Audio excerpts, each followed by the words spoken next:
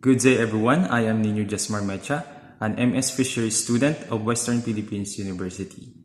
Lobster fisheries are a lucrative source of livelihood and income for many coastal fishers. It is because lobster has a high market value and demand in international market. The fishery involves the collection of various sizes, including the puerlus or the post-larval stage.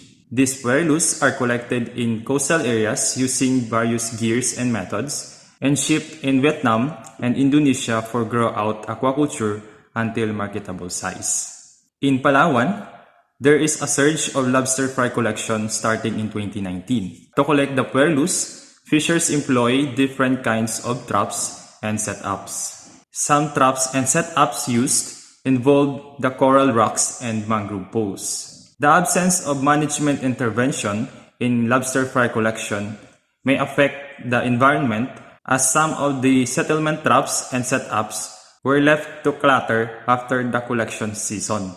It can also affect the sustainability of this fishery industry in Palawan. So if you are interested on how Palaweños collect the lobster fry in coastal areas of Palawan, I am inviting everyone to visit digital poster entitled Common Lobster Fry Traps in Palawan, Philippines, Implication for Fisheries Management. Thank you, and I hope you will learn something from it.